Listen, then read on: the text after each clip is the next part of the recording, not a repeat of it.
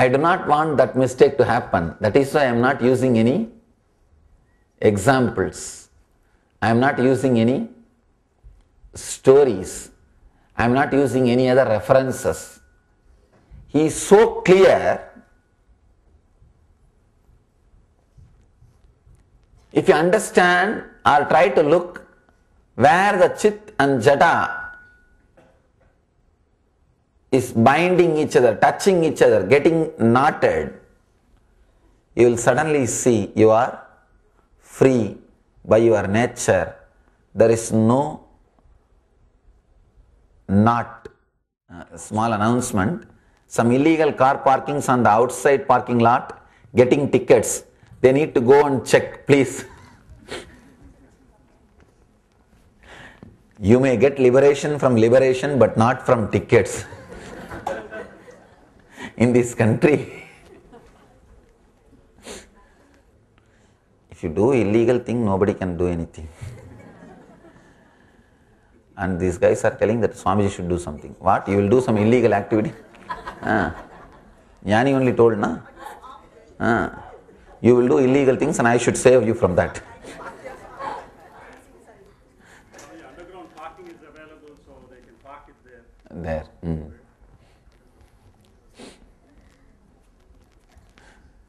Whatever is said and done, you have to take care of the law. And moreover, it's created. You see, it's we who should, if you take the responsibility for law, you are liberated from law, and you will not feel that it is enforced on you. See, again, it is connected to our subject only. It is directly connected to our moksha marga. See, whatever you may think or do, life has to run based on certain principles. As long as you don't understand those principles and accept them, they will be bondage for you. The moment you understand and accept them, you are liberated from them. They are no more enforced on you. That's all. That's all is the secret which Mahavir is delivering here. So Mahavir is teaching you now through, in reality. Understand the whole truth is this only. There is a dharma, law of life. Somebody asked me, Swamiji, enlightened people don't die or what? Then why should we become enlightened? I told him, no, who said enlightened people don't die? Of course, they don't die like you. What happens to you when you die will not happen to them when they die. They do not, you die in a normal way, like your soul leaves the body and body goes through suffering and your mind is feeling miserable because you did not fulfill something, you did not do what you want to do and you did something which you don't want to do. The fear and greed and everything comes up. You go through suffering and leave the body. But with enlightened beings, there is nothing called fear or greed or suffering. So you can't call their death as your death.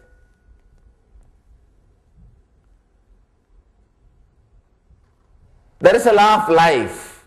Anybody who has taken the body has to leave the body.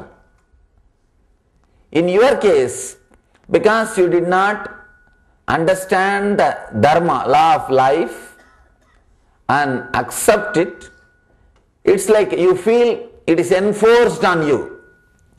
With enlightened masters' case, they understand it is dharma and they accept it. Because of that, they don't feel it is enforced on them. They are liberated from the law. You are liberated from the law when you take the responsibility for the law. Means any law is created for all of us. When you become part of it, see, if you look as a whole, you will not criticize any law.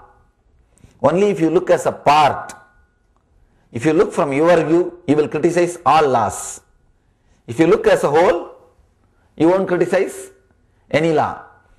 Now all you need to do is the same thing. The cosmic law is dharma. If you look from your angle, you will always feel it is enforced on you. If you look from the angle of a cosmic energy, you will feel it is you created. So all you need to do is liberate yourself just by expanding. Look from a different angle. You will liberate yourself. Take the responsibility. Understand and accept. You will suddenly feel no law is binding you. You are not. Nothing is enforced on you. You are not bound by any regulations. You will see you are expressing your being. You are expressing your reality. You are expressing the truth in your life. One who does not know the difference between matter and consciousness, as long as you think you are a body, you can't escape from the pleasures of the physical world. See, when you think you are mature, naturally the small attachments like a toy, Barbie doll, all these things disappears. Till you are matured, even if you try to renounce the toys, you may renounce physically, but you will be thinking about it. Same way, till you experience your consciousness, you can't renounce the physical pleasures. Even if you renounce, you will be mentally thinking about it. The one who does not know the difference between matter and consciousness won't be able to practice restraint. Only when you experience you are a conscious being. Understand? You are not human being having spiritual experience. You are spiritual being having human experience. It is the other way. You are not human being having spiritual experience. You are a spiritual being having human experience. So, only when you understand the truth, you are a spiritual being having human experience, suddenly you will see the outside world or the pleasures of the world is not attracting you at all. It's not affecting you anymore. You are just beyond all these things. You are just living in a different space. The one who sees everything as movements in consciousness, he transcends sin and merit, bondage and liberation. This is the essence. This sutra is the essence. The one who sees everything as movements in consciousness. You are in consciousness and you are consciousness. Just consciousness is moving inside the consciousness. Understand? There is no matter. There is no jada. There is no outer world. The outer world also is inside your consciousness. This can happen to you when you start witnessing. When you start constantly witnessing whatever happens inside and outside, suddenly you will see all movements, whatever is happening, including you, is just part of your own consciousness. What you think as you, what you think as world, whatever you think as the outer world and the other person, everything is just movements in consciousness. This can happen to you when you witness, above all, when you unclutch from your body and mind. See, as long as you connect with your body and mind, you create a boundary between you and the world, you and the whole. When you unclutch, suddenly that boundary disappears. You are no more separate from the whole. You are no more separate from the truth. You are no more separate from the reality. You are just filled with the same thing. See, the body will be there as a body as long as you give the name for it. The moment the name disappears from you, it remains in you as just an experience without the so-called words or the qualities associated with it. You will see in reality it is the same. See, the power which runs your body is running the sun and the moon. The force which is working inside you is the same force running the solar system, running the whole world. If something is happening inside your body, it directly affects the sun and the moon. You will realize you are not an island as you think. You are not an island as you believe. Your belief that you are an island is too small. It's like in a big ocean. A small straw is floating, piece of straw is floating. Piece of straw is too small to make the ocean into two pieces. Same way, your ignorance is too small to take away your enlightenment. Understand this important truth. Your ignorance is too small to take away your enlightenment. You are fortunate. Your enlightenment is more strong, more powerful than your ignorance. That is why the enlightenment is possible. That is why it is possible. Your ignorance is too small to cover you or to make you into two. One who sees everything as moments in consciousness, whichever divides you into pieces, just drop. As long as you carry I, the idea you will be there. The idea of other will be there. The moment you relax from the I, the idea of other will disappear. As long as you connect all your thoughts and see the things with your own ideas, you will see the outer world separate. But I tell you,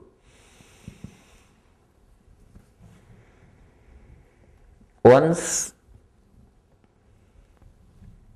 you unclutch from your body and mind, the one who sees everything as moments in consciousness, you will start seeing everything as moments in consciousness. He transcends sin and merit, bondage and liberation. You don't even ask for liberation. Understand? You transcend liberation. Now whatever you think as liberation, even that is an idea. I always tell people, unclutch even from your idea of liberation, you will be liberated. Otherwise, you will have an idea, if I am liberated, I should be like this. And you will try to fulfill that idea and never feel liberated. Liberation means there is nothing like you should be like that or like this. No. You should feel intensely and clearly you are liberated, that's all. You have nothing to achieve, you are free. That can happen to your being, that can happen to your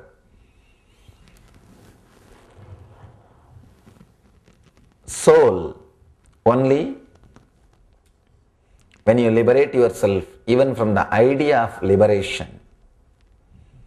The one who sees everything as moments in consciousness.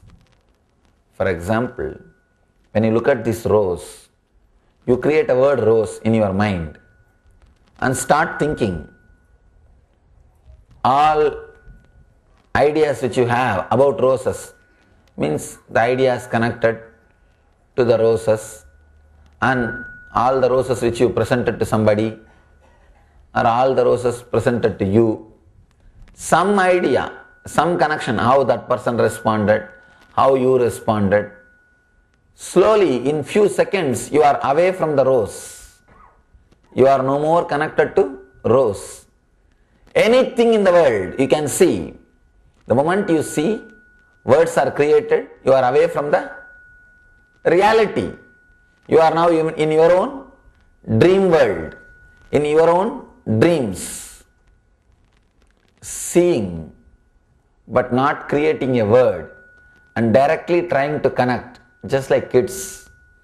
See, kids will not know the word, but you see, when kids, they see something, their whole being sees it, as if they are enjoying it, as if they are living it. So see, without using the name, without using the word, then suddenly you will see strange thing happening between you and the rose.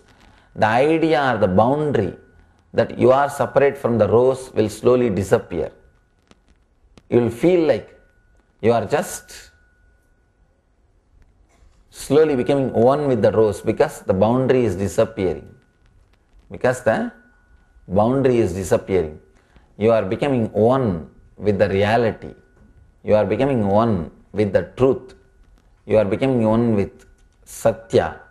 Suddenly you will see, you feel so deeply connected to rose when you see the rose without word. Same way with anything, with a tree, with a person, with a situation. Always you have a prejudice. If you drop your prejudice and see, for example, particular situation, if you think that you should be depressed, usually you respond only as a depression, in a depressed way to that situation. When that situation arises, you will see that you will be depressed. No other way. No other way.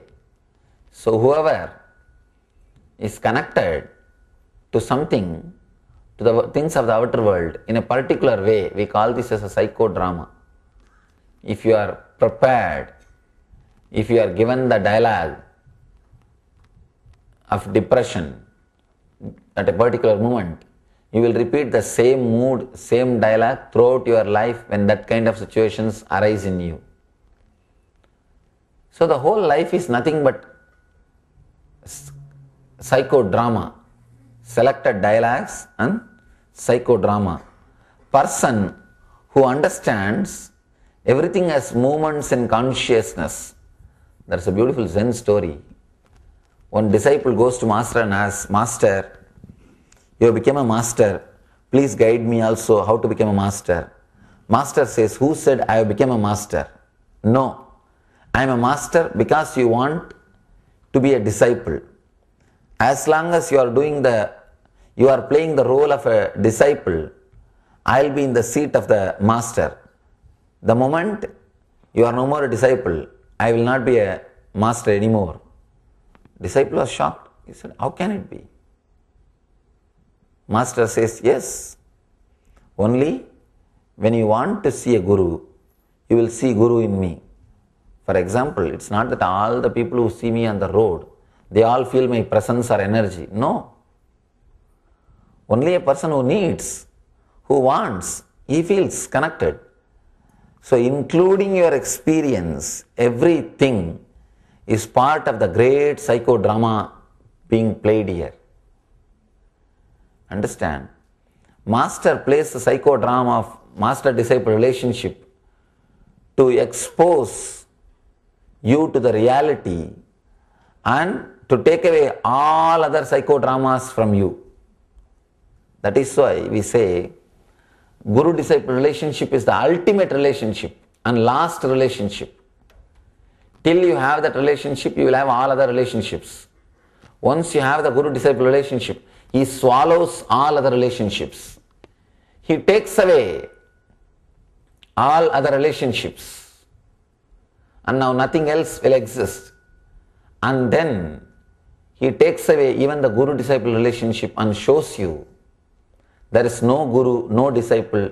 There is only one thing, that is, you can call it as a you or me. It is only one.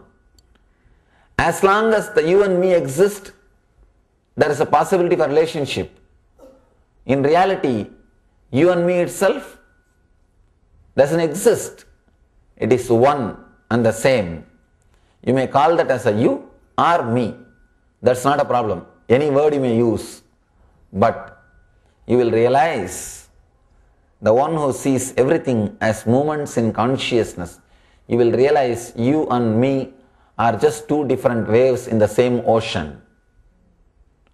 Two different waves in the same ocean. Maybe a big wave or small wave, but whatever it is, but same ocean. You are also going to settle down into the same ocean. I am also going to settle down into the same ocean. Even if you don't want, you will fall only in that same ocean.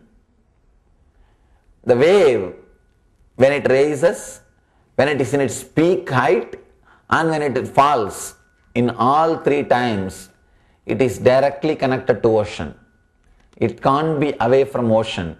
It can never be separated from ocean. Even if the wave thinks it is become separate from ocean and it has to get liberation, it has to reconnect itself to the source and ocean. Even if you think you are separated from the ocean, you are connected to ocean. Same way, even if you believe you are in bondage, you have not achieved liberation, please be very clear, you are never bound. You are eternally liberated. You are connected to the source. You are connected to the ocean. You are filled with energy. Person who understands everything is movements in consciousness. Whether you or me, you are like a wave in the ocean. You rise in it, you go to the peak height in it, you fall inside it. That's all. There is no other difference. There is no other thing. The one who sees everything as movements in consciousness, he transcends sin and merit, bondage and liberation. The one who transcends sin and merit, bondage and liberation, he understands the futility of sense enjoyment.